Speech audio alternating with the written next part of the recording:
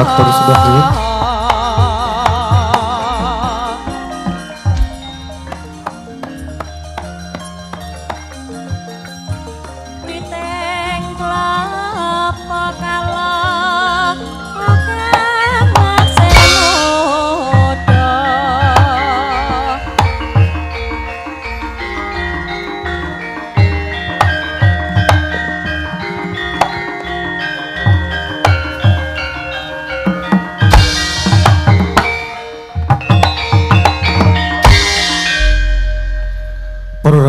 Kakung miwah putri ingkang tansah winantu ing pangkurmatan mekaten reroncengan adicara sedekah bumi desa Mukti Harjo sampun titiwancinipun ingkang pungkasan inggih menika pagelaran ringgit wacucal ingkang badhe dipun tindakaken Ki Dalang Yusuf Ansor Ganendra saking tlatah Gunung Kidul.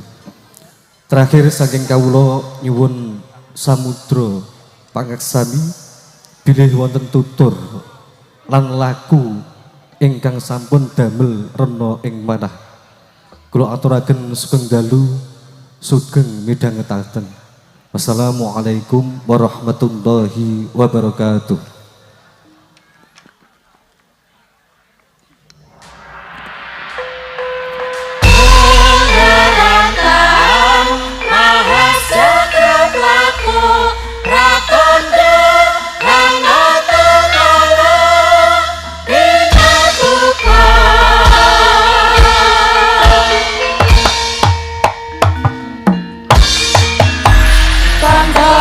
Bumi toyo nas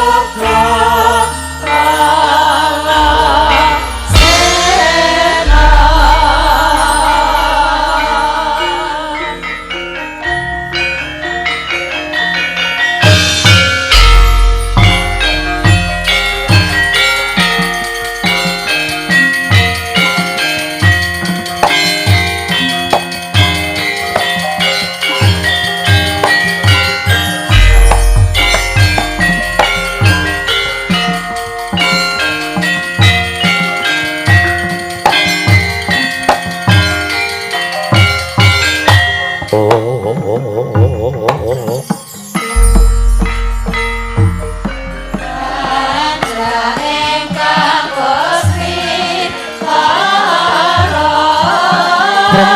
manus wamlong amrengan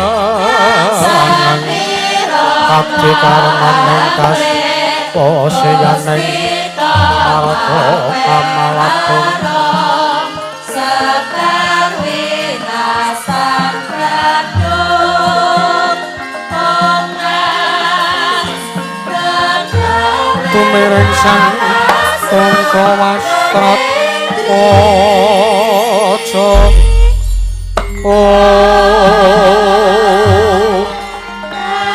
asri regane sang sanayata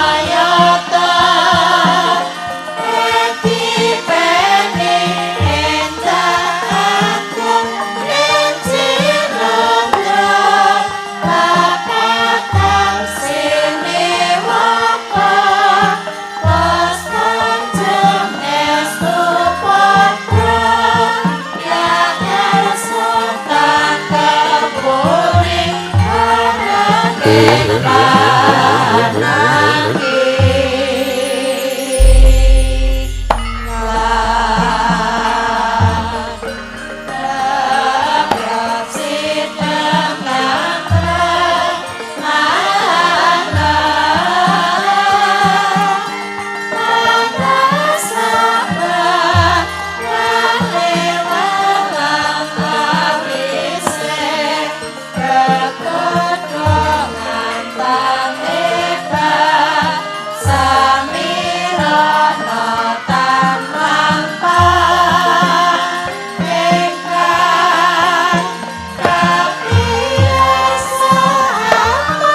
sarta palwon uting arana tresing karsanira dening kanyut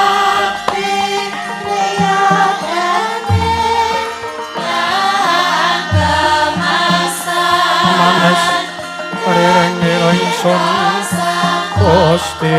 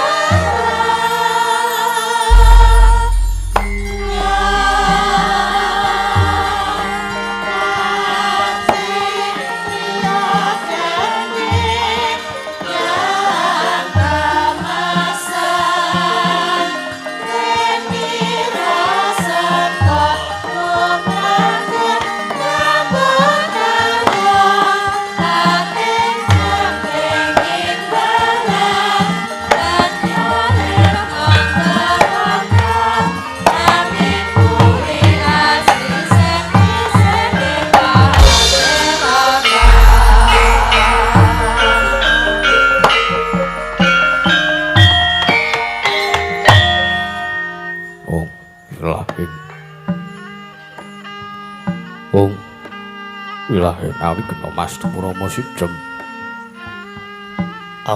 Awi kena mastu Rama Sidhem silat merimbang jagat karana sirang tondo kawisi samping bisana.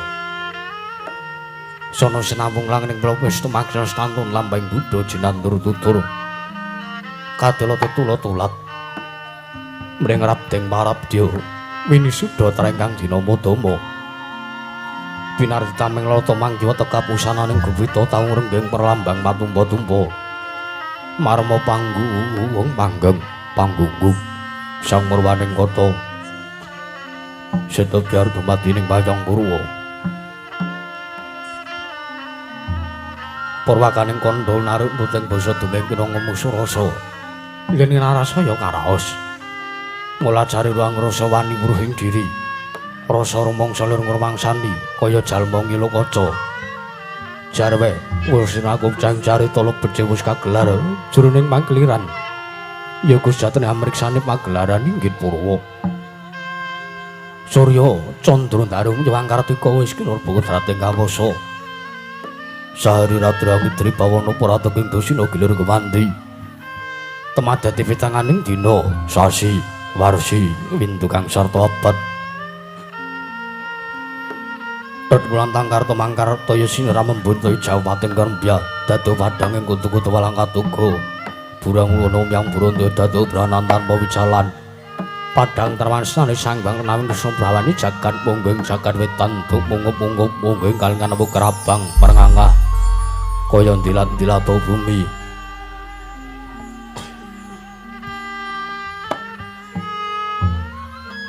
Saya dangu sumarup sang Hyang Arka. Katon semua belakanan kering abangis mujenar kapur baban sinaring sang Hyang Basanta tanem to katon ijo rojo-rojo amangku gunung enjang biru moyo-moyo puceng gunung kinemelan gentanu kasil ring Prabancana lenggat lenggut ngantu kaya gunung Makutha Mega tanpa tawis dangu selain kawula dasih dilwarasa kaya buga garap Tegal Sawahi.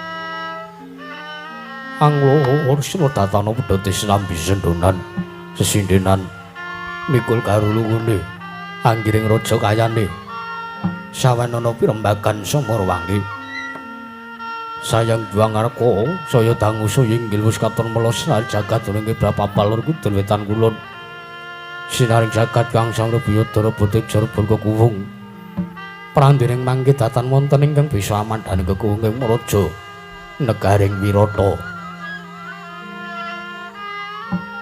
Apancari karo pambenganing kandha sak ratring mangke karana garing Wirata dumadi saking pulo-pulo bebanjaran. Sinasapan toya benawi trampe mbiyang samudra binang langkung kentang pepagut. Pegating manunggal kapanto urip ing Cakrawala, wane-wane jagar wisik. Sawane kena ping jurang corong kena punggu sirung. Kinarya sesuwing peksilawet menyewang sarang bulung. Wonten ugi pasisir antar sasana jembar kebekaning pasir.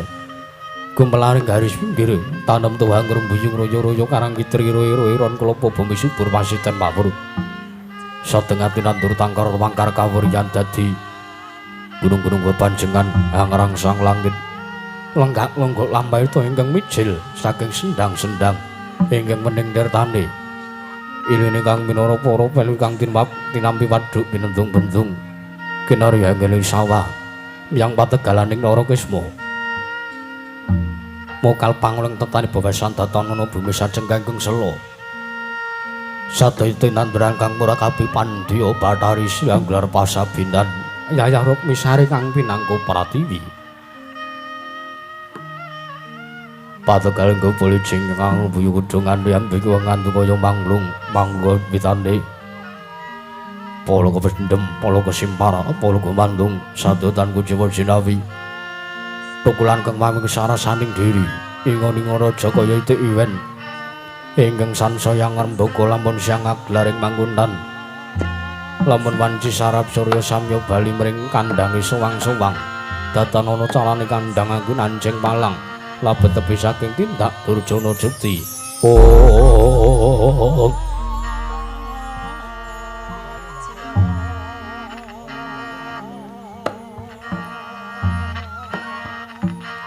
Wanaga ngimbanging gunung kanggung arena kesomer lestari run tumurun tarah tumrah sada dadi guru-guruganing lingkungan langkung-langkung lamun tadi naliti sampun samya samet lan sesanggeman sepentebe saking tindasan saya sinan saya winada widanane mumat sinamatan daya tinayan suwiji mapan jatin jejiban kang pinuji temah mawujud manunggaling cipta rasa karsa kang satemah babar karya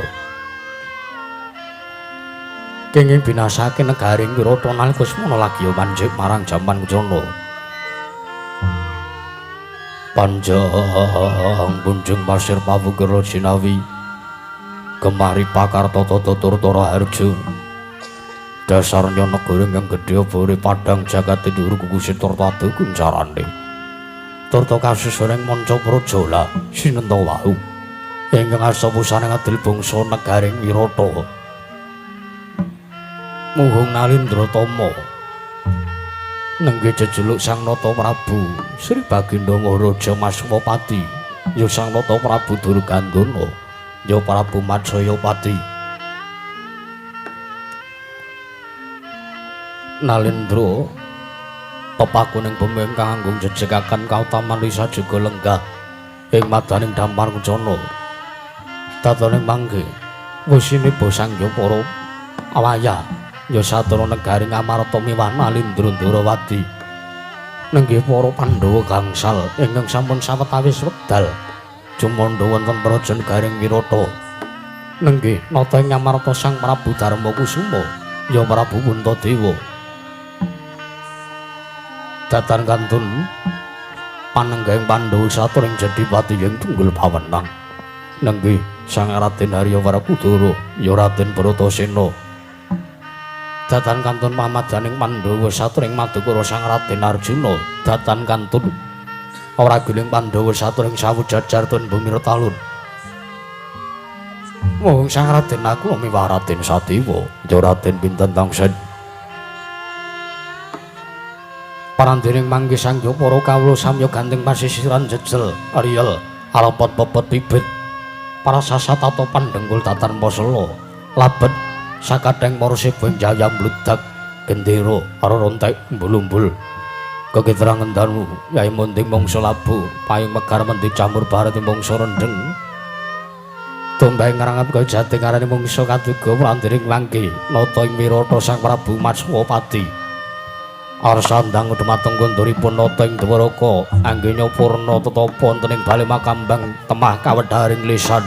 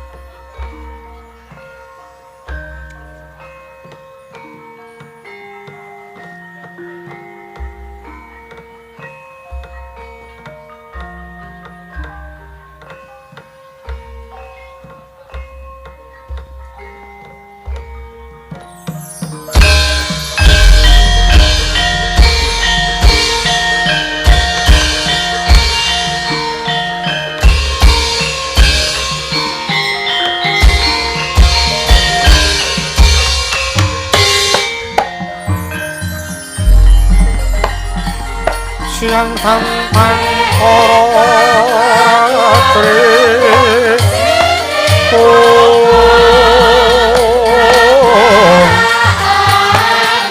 among cipta pulon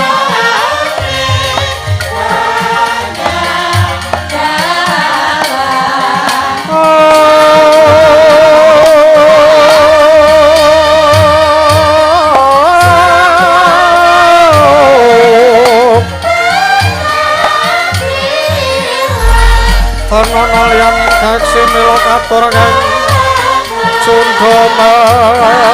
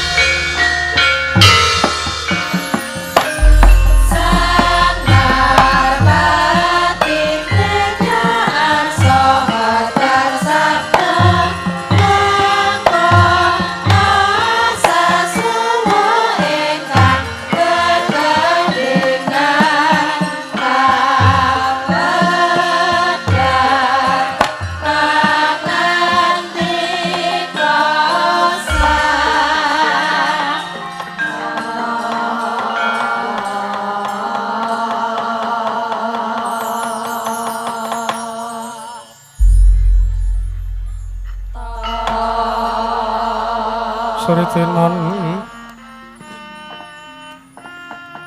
neng pasewakan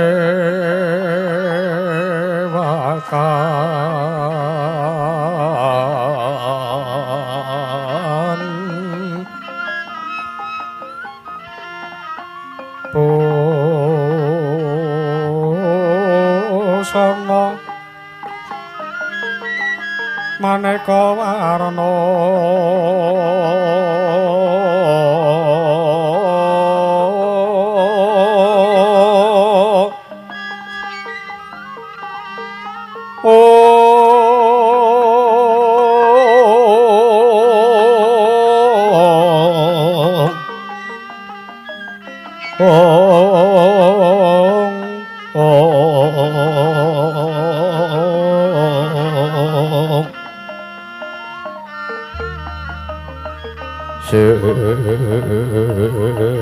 Pak Puspitenggo Dyono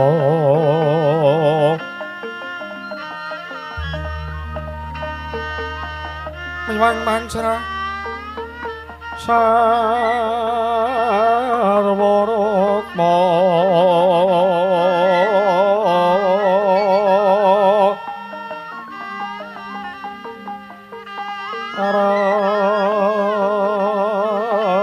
arangkeng manik nara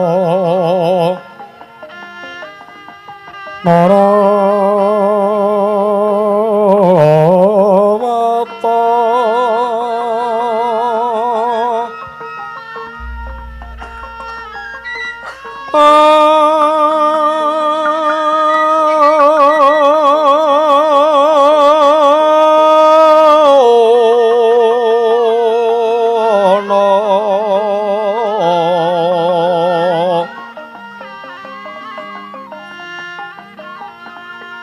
Obro prabanya kang sumirat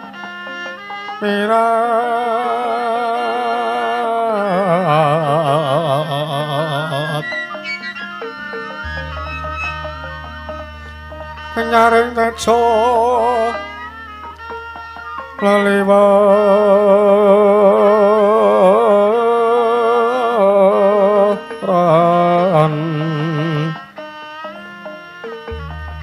ler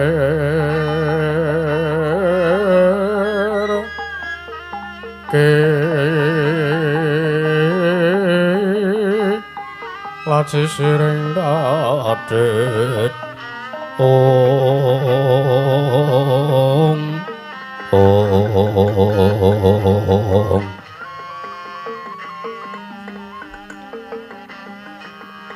Wimbo kekanda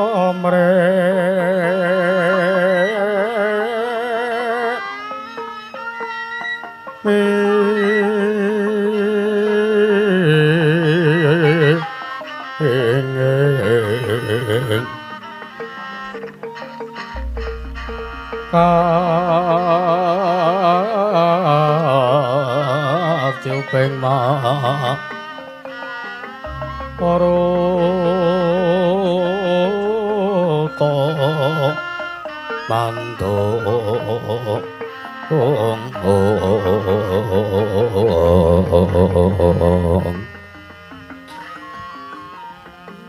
Ong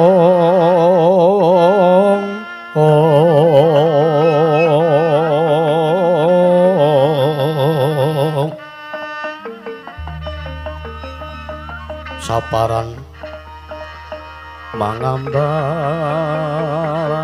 kongas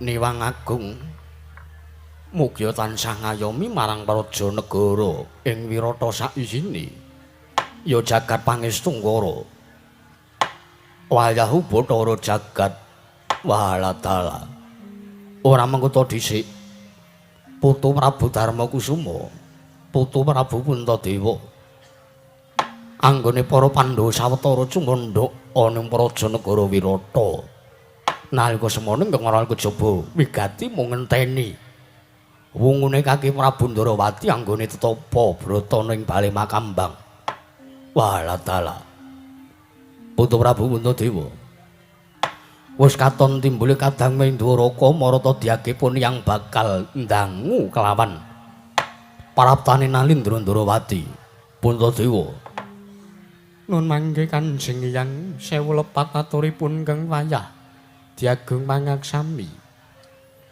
sumangga barang ngersa paduka anggen paduka badhe andangu dumateng maraptanipun Kaka Prabu Ndarawati jernyatanipun kula nuwun sewu ingkang dados Nalindra wonten praja negaring Wirata mboten sanes kejawi namung paduka Kanjeng Hyang Durgandana inggih paduka Kanjeng Hyang Maswapati pramila semangke Kanjeng Hyang ingkang gadhah wewenang Murba lan Wasesa babakan nabangi jening kawontenan praja negaring Wirata inggih namung paduka Kanjeng Hyang Durgandana pramila sumangga babakan kados pundi pangandikanipun Kaka Prabu Ndarawati ingkang wayah pun Darmakusuma sumedya nampi pangandikanipun paduka Kanjeng Hyang tuwin Kaka Prabu Ndarawati Kanjeng Hyang ya ora mengko dhisik Putu Prabu ya Kaki Prabu Ndarawati ya Kaki Prabu Sri Bathara Kresna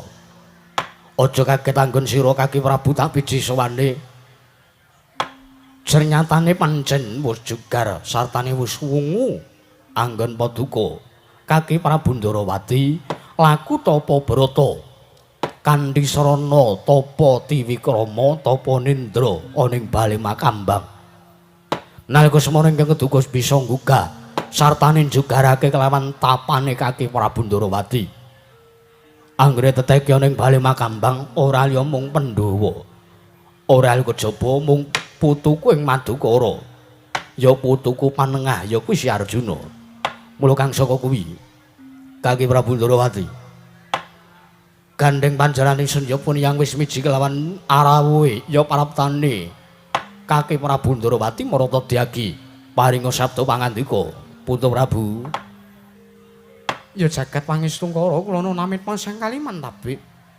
dina bena ngiladoni dumawing tawang-tawang linepat ning tolak manunun mangke Kanjeng Hyang sewu lepat aturipun ingkang wayah ing Ndarawati Pun Sri Bathara Kresna kula Tadawadana. Jernyatanipun kula nuwun sewu. Anggenipun ingkang wayah ing Ndarawati Swana wonten Rajanegaring Wirata.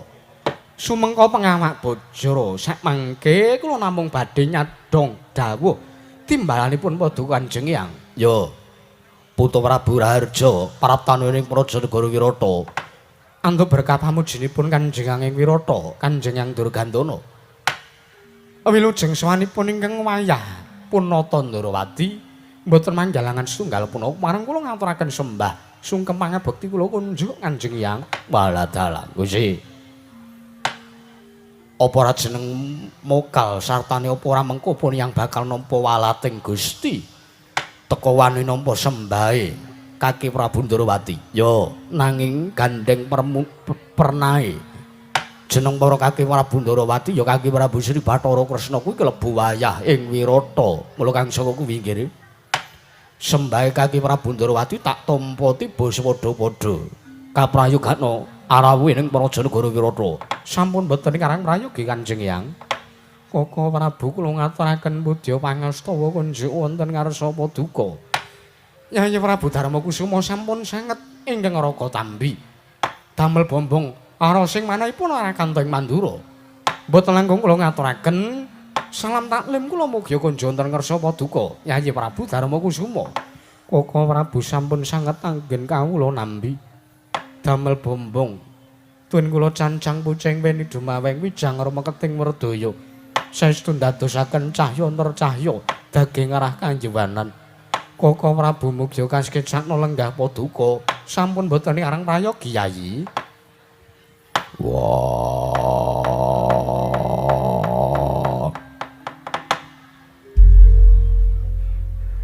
Cilidang Kresna kakangku. Anggun murawuh ning Rajanegara Wirata sowan kersaning Maswapati kakekku. Waraku durung ngaturke sembahku katura Cilidang kakangku Ndarawati. Ya jagat pangestu ngara. Biyuh. Mbok ya nek nyuwara ki rada alon sithik ngono lho Kudara. Nganti marai sumrepet Sang Hyang Surya ingkang gumlewang. Mak mrepet banjur krungu kang dadi aturmu. Lho, lah iya. Iya. Sembahku Tampanana Kresna kakangku. Tak tampa pangestunipun Kakang Ndarawati wae Tampanana Werkudara. Tak gegem dadekake jimat ora liwat parayogana nggon wong adhep Maswapati kakekku. Kresna kakangku. Ya Werkudara kaya wis ora orang prayoga Dimas Jodipati. Kaka Prabu Nadan kula ngaturaken sembah. Pamadya ya tak tampa pangestuku Tampanana Arjuna sampun sanget anggen kawula pundi. Kaka Prabu kula ngaturaken sembah sungkem pangabekti kula kunjuk. Ya Kaka Prabu kula ngaturaken sembah bekti kula kunjuk. Ya kadangipun Kakang Yayi kembarna kula Sadewa pinten tangsen. Tak tampa pangestuning pun Kakang Bae Tampanana sampun sanget anggen kawula pundi Kaka Prabu. Ya jagat pangestu ngara. Nggo dhisik kene. Gawe kaget sotaning galih pun Hyang. Ora kok jeneng pun yang ngarep koma wantun sartane pun yang lancang dangu kelan apa kang dadi wigatine. Nanging sayektipun yang mung kepengin mangerteni sartane supaya sak mengko yen to jeneng para Kaki Prabu mangsuli kelan apa kang dadi pitakonanipun yang ing Wirata supayane dipidhangetake dening para putu-putu Pandhawa sumrambahe kawula ing Wirata apa dene Wadyabala lan kawula ning Rajanegara Ngamarta. Marata diagi putu Prabu. Gage paringa dawuh.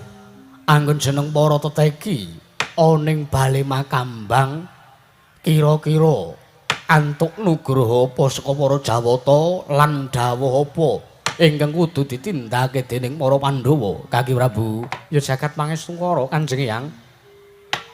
Ana dawuhmu apa Gage Prabu? Menapa sekintenipun anggen kula badhe matur menapa kula dipun parengaken radi nyangket lan majeng anggen kula sowan. Awit supados sak mangke mboten duna dungkap anggen Paduka Kanjeng Hyang nampi aturipun ingkang wayah ing Ndarawati. Yen mangkono monggo Marata Dyagi ndak paringi purba asesa matur Kang Wijang paringa sabda pangandika. Nun ngestaken dawuh Kanjeng Hyang. Anjreng Kang puspita rum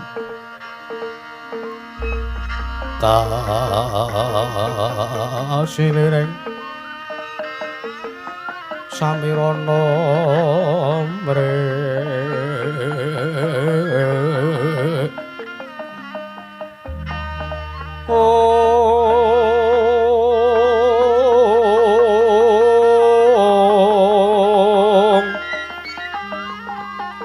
sekar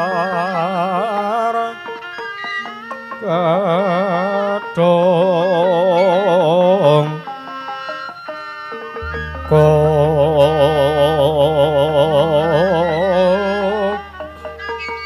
ngas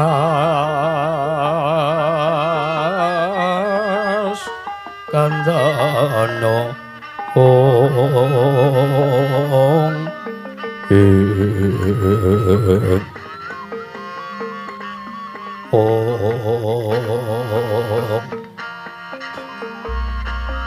maweh hararas retmaning driya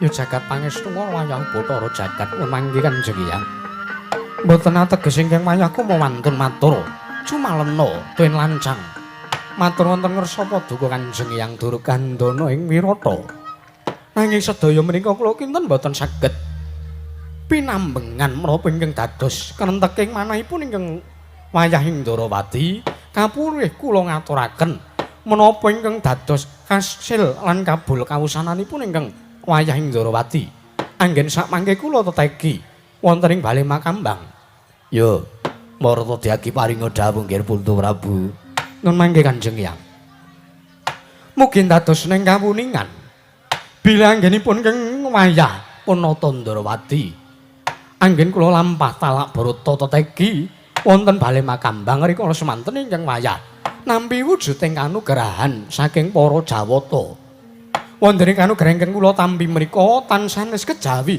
namung wonten wujudipun buku Jitapsara aranipun Kaki Prabu Ndarawati nampa wujuding kanugrahan ingkang aran buku Jitapsara kok dhisik kuwi apa nggih mugi dados ning kamuningan Kanjeng Hyang Jitapsara menika suraosipun menawi dipun pariksani lan dipun surasa isining Jitapsara menika inggih menika wujuding kitab ingkang sakmangke saged mangertosi kados pundi lumadinipun marang gedhe Bratayuda antawisipun para Pandhawa kalawan Kurawa mangkono nggih iya nanging mugi dados ning kamuningan ugi anggenipun ingkang wayah Ndarawati sakmangke nampi wujuding kanugrahan saking para Jawata wujudipun buku Jitapsara menika kedah kanthi liru pusakanipun ingkang wayahing Ndarawati inggih menika ingkang namipun Sekar Cangkok Wijaya Kusuma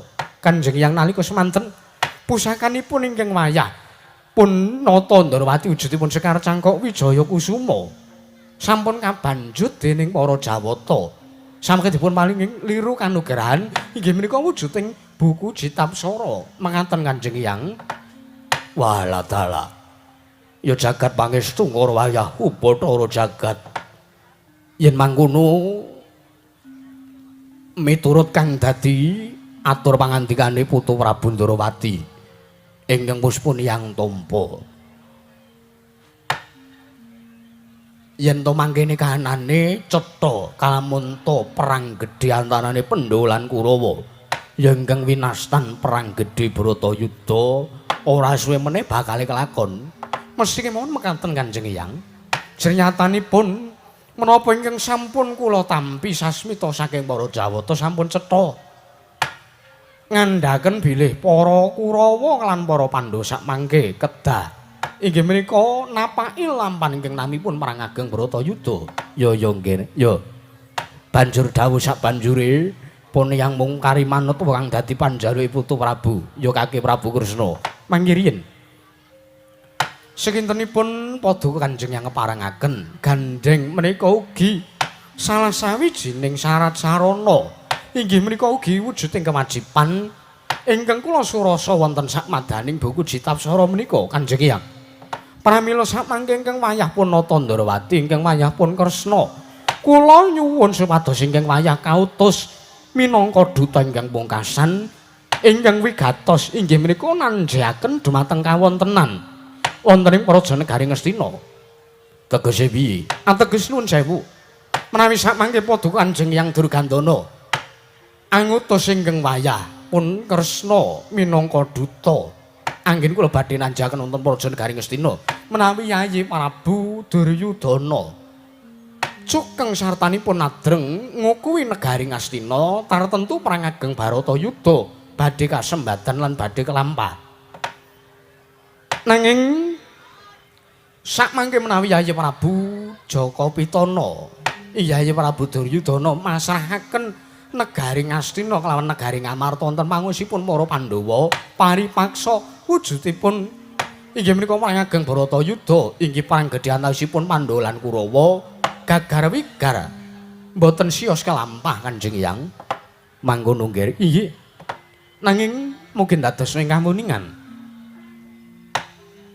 menawi estu pancen negari Ngastina dikukuwi ateges samangke bakal kelampah inggih menika pun perang ageng Baratayuda. Nanging mungkin dados ing kamuningan Kanjeng Hyang saderengipun para Pandhawa nglampahi perang ageng Baratayuda menika kedah ngawontenaken wujuding sesaji aran sesaji tawur. Kudu nganake sesaji ingkang arane sesaji tawur. Inggih. Banjur apa ingkang kudu dadi syarat sarana lumadining sesaji tawur kuwi mau nggih. Sartane apa ingkang kudu ditindakake kelawan para Pandhawa. Mungkin dados ing kamuningan Kanjeng Hyang. Sesaji tawur menika sanes kok wujuding pala kependhem, pala kesimpar, pala gumantung lan sak panunggalanipun menika mboten. Nanging nuwun sewu. Sesaji tawur menika wujuding bekakak ing menungsa ingkang sakmangke keduga badhe dipun masraken supados sakmangke dipun tedha, dipun pangan dening bangsaning Bajul Barat. Nanging ewa semanten titah ingkang keduga dados bekakak wujuding sesaji tawur menika boten dipun keparengaken titah utawi kawula alit ingkang anggenipun purun sartanipun kestu sakbiyantu marang para Pandhawa nglampahi sesaji tawur menika boten kepareng inggih menika nggadahi raos ingkang kepeksa teges kawula menika kedah nggadahi araos lila legawa lair lan batos nyorohaken gesangipun kinarya kamuktenan kamanenganing para Pandhawa. Mangkono nggih. Inggih. Banjur sapa ingkang kadhawuhan supaya sak mengko ngupadi wujuding saji tawur. Arjuna kula wonten timbalan. Pun Kakang bakal utusan nglawan Si Ading Madukara. Koko Prabu kados pundi? Si Adirak ya mesti wae kemutan sartane ngelingi lelabuhan, sartane lakon. Ingkang nalika semana Yayi Arjuna apa dene Yayi Wrakudara wis nglabuhi kelawan swijining titah ana ing negara Ngekacakra. Nalika semana ingkang sepisan Yayi Janaka sakbiyantu ya kuwi nentremke marang uripe ingkang aran Resi Janadi ingkang sepisan ping pindho Yayi Arjuna nentremke sartane nyelametake kelawan ingkang aran Wijrapa banjur Sagutra uga Yayi Arjuna ingkang nulungi sartane nglabuhi marang uripe duk nalika bakal dipangan dening Nalendra Ngekacakra ya kuwi Prabu Kalabaka. Kersanipun Paduka Kanjeng Koko Prabu kados pundi? Arjuna pun Kakang dawuh kelawan Si Adi supaya Si Adi ngupadi telu menungsa kuwi mau ingkang ora ana liya wigati kejaba mung Yayi Arjuna supaya nagih janjine ingkang sepisan Resi Janadi Wijrapa dene apa dene Sagutra. Merga nalika semana Wijrapa Sagutra apa dene Resi Janadi wis lila legawa lair lan batin kepengin sakbiyantu marang bot repote para Pandhawa nalikane bakal tumapak perang gedhe Bratayuda. Mekaten Koko Prabu. Iya. Nek ngaten mboten wonten atur sanesipun kejawi ingkang araying Madukara. namung ngestaken dawuh Paduka Kanjeng Koko Prabu Ndarawati. Bagus Arjuna ya. Lah, kusikik nggih. Putra Prabu aku tak matur ana ngersaning Kaki Prabu Ndarawati. Kanjeng yang kados pundi? Pun yang mung bakal matur. Sumedhot arasane pun yang. Gandeng tinemune pun yang iki wong tuwa, pun yang iki tinemu werda, pun yang iki tinemu pepundhene para Pandhawa. Aku njaluk ya nggih. Supaya sak mengko negara Ngamarta aja ngasih dienggo jak-jakan wong Astina. Liripun aja ngasih negara Ngendraprasta kinarya ajanging pabaratan. Mangkaten Kanjeng Yang. Yo. Lajeng kersanipun Yang Maswamati kados pundi? Tak lilani nggih.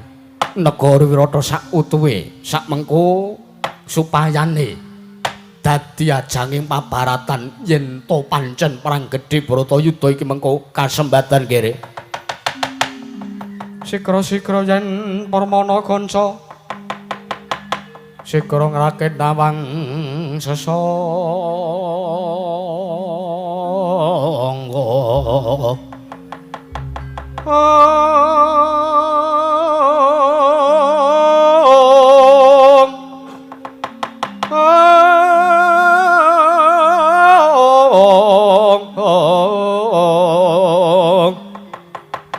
nalin trombek marwa sing sang katrika mulung katrika mulung mangrompak ing wadya Karada kuwara rek kagere-gere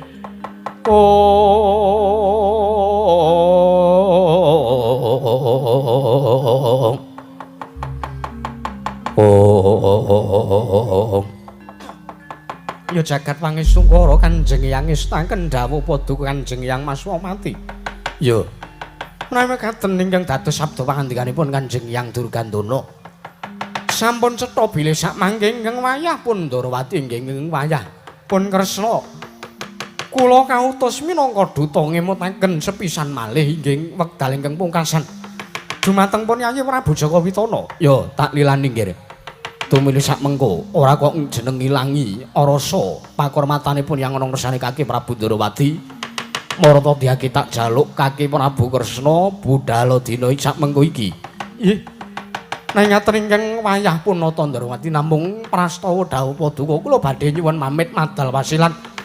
Sak mangke kula badhe bidhal sowan nyangketi kawonten-wonten para Janagaring Astina. Kula badhe nanjaken dumateng kawontenanipun Yayi Prabu Jaka Witana. Sing ati-ati aja kaya bocah cilik, tak balang puja puji santi muga lanang jurit munggir Kaki Prabu.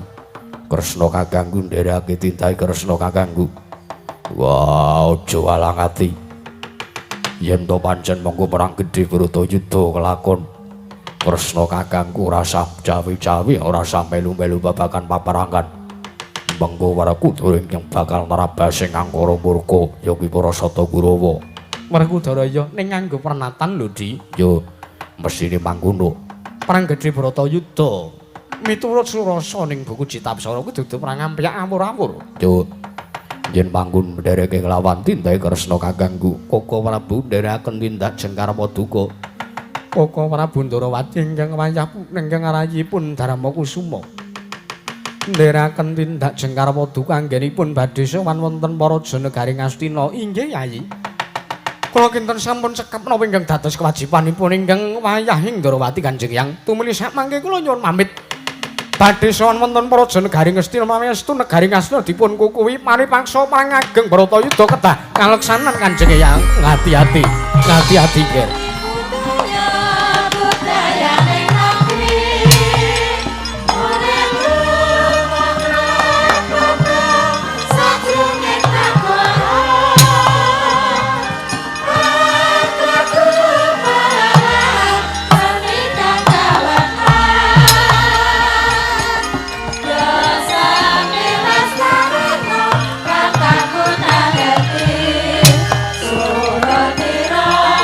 Saya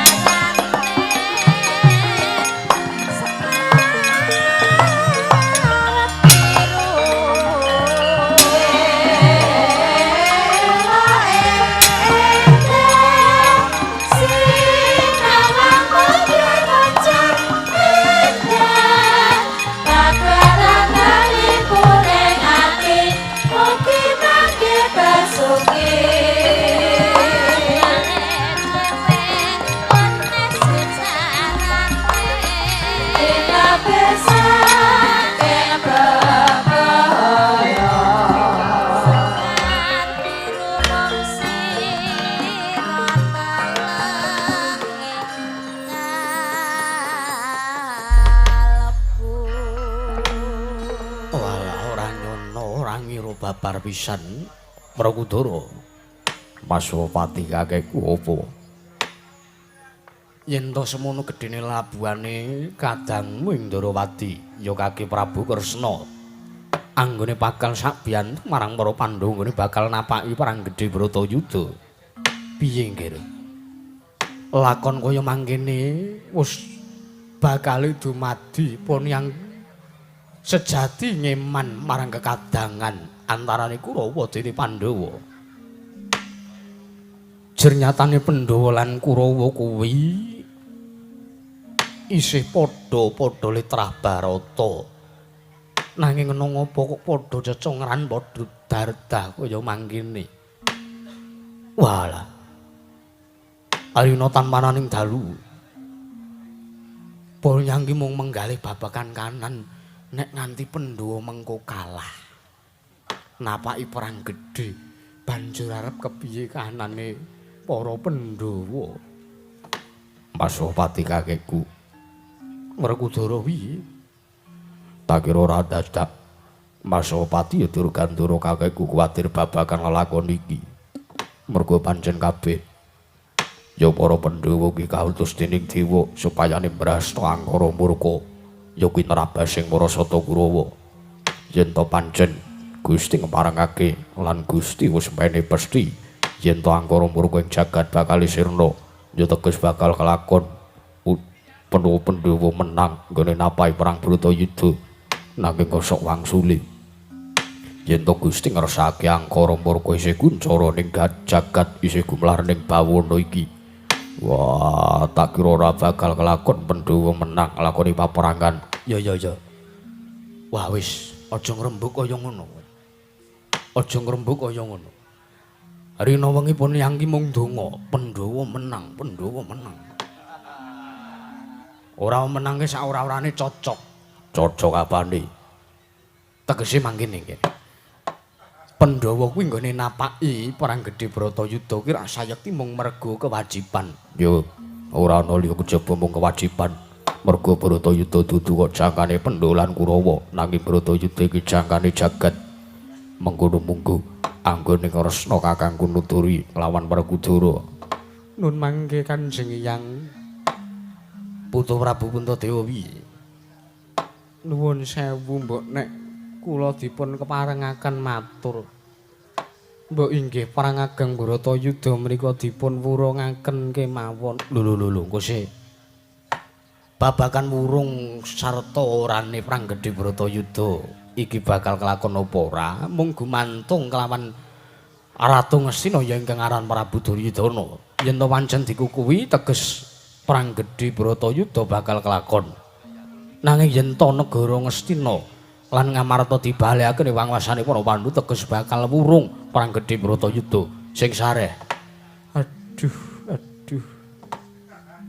Werkudara, barep kakangku apa? Mbok nek iso mbok ya kepiye carane to Dimas? Perang gedhe Bratayuda diwurungake. Wah. Kowe aja marahi kaya rasane Pandhawa. Nek pancen kowe ora mentala nyumur witatesing ludira poncating nyawa saka para kadang-kadangmu ya kakangmu para Sata Kurawa ora sah melu perang. Werkudara ae sing nyambut gawe trabasing para Sata Kurawa. Nanging yen to mung arep ngukup kamukten tak kira ora dadak sarana paperangan Dimas. Mesake para Sata Kurawa kae ya menungsa kae ya duweni wewenang saka Gusti supaya ning nglakoni urip ning jagat raya iki cerewet. Kena apa yen pancen kowe ngersake perang Bratayuda wurung ora wiwit mau-mau nalikane Kresna kakangku isih mapan ning praja negara Wirata. Pun kakang iki wedi. Merga nek Kaka Prabu Ndarawati mapan ning negara Wirata banjur mengko pun kakang arep protes. Mengko tak kira Werkudara saya lengangah-angah nggone mirang-mirangke lan nyengeni kelawan pun kakang. Bakune nek kowe jiring gedhe wedi mati, ora sat mandang Werkudara wae sing maju ning pabaratan. Wis. Lelakon iku ora mung cukup dienggo padudon, lelakon iki ora mung cukup dienggo bekenengan jur nyatane. Kahanan sing wis kaya mangkene iki wis dudu wancine Kokan Perdondi. Nanging kepiye carane lan seranane, kepiye munggo apa sing bakal ditindake supayane mengko para Pandhawa bisa jujur semulur nggone nglakoni jangkaning jagat iki. Kanjeng Hyang inggih. Menawi katen ingkang wayah pun Darma Kusuma namung kantun nderek dumateng jangkaning jagat lan pestining kodrat. Wong kula nembe matur sekedhik kemawon adi kula Njodipati pun menteleng kaya ngoten. Guneman apa kuwi? Ora. Ya wis, yen mangkono Mas Opati kakekku mung kari ngenteni Kang apa kang dadi kabul kawusanane Jeliteng kakangku anggone nanjake babagan kanan Prajanegara Ngastina ana ngersane Jaka Pitana kakangku. Yen mangkono ayo para Pandhawa kabeh wae pun yang kandhi manjing ning sanggar pelanggatan. Nanging sadurunge Arjuna kula wonten paring dawuh gandeng muspurna jejibaning pasewakan marata diagi awipun yang kanthi minggah ya mungganing sanggar pamujan. Nanging sadurunge bubar kang padha sibu jeneng Sunedya kundur kedaton nggih Putu Prabu utawa putu Raden Arjuna nuwun ngestaken dawuh keparang ingkang wayahipun Arjuna nyun pamit madal pasilan Kanjeng Hyang. Ya sing ati-ati aja kaya bocah cilik nggih. Arjuna kaya wis ora ana dawuh maneh. Purna gati ning pananggilan. Arsa sang nata kundur kedaton jeruk sanggireng dampar keprabon kilabet gamparan gading. Kadharaken sangjaning peremban jadi manggung tanggung Jaka Paloro ingkang sami ngambil pacaran keprabon. Kawitan saking Pandura tindaknya sang Sri Narana telamun Sinandra Yayah Jawata kairing Widodara Widodari.